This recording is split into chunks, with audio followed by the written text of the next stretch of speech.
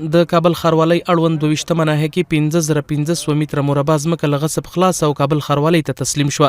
نن یکشنبه د ځمکې د غصب مخنیوي کمیسیون د پریکړې پر اساس هغه 15,500 متره مربع ځمکه له غصب خلاص کړه چې کلونه د تیرې ادارې د زورواکو له لوري غصب شوی او شخصي ګټه ترې پورته کېده. د ځمکو د غصب مخنیوي کمیسیون مسؤلین وایي د ځمکه د تیرې ادارې پر مهال غصب شوی و او شخصي ګټه ترې پورته کېده. په وینا یې د ځمکه 15,500 متره په درلودلو سره نن بیرته له غصب خلاص او کابل ښاروالۍ ته تسلیم شوه چې په راتلونکي کې هیڅوک د ځمکې د دعوی حق نلری.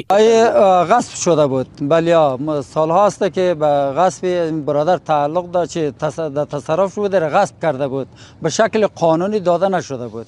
صرف به حسابی که شفاخانه رو که گفتن شکل نمره توضیح شده بود، دیگر از 5,500 متر از غصب است. همدارنګه دغه مسؤلین زیاتوي هیڅوک حق نه لري چې دولتي ځمکه غصب کړي. په خبره یې په ټول هیواد کې دولتي ځمکه د غاصبینو له منګولو خلاصیږي او دولت ته سپارل کیږي.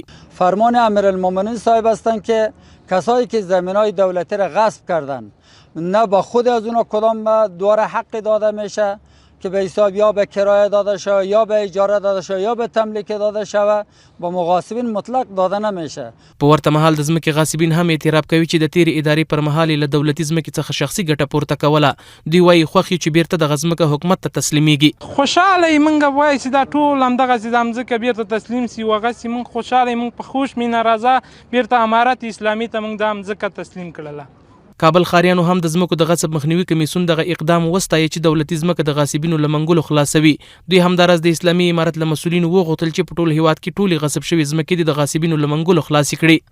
له اسلامي امارت نه ډېر خوشحاله دغه شان ځمکې چې چېرته غصب شوې دي غاصبینو نه خلاصې کړي او خدای دې ورته نور هم بری ورکړي. موږ دا هیله ترې لرو د افغانستان په هر کنج کې په هر ځای کې چې غصب شوی ځمکه او دا باید ستنه خلاصه کړي. ما عزیز بسیار زیاد راضی هستیم که هر کس باشه به نقص ملت باشه به نقص ما باشه.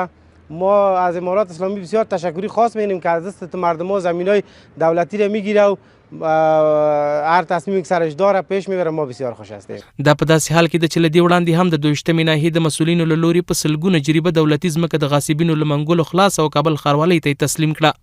محمد عمران سرکوټوال، حریت نیوز، کابل.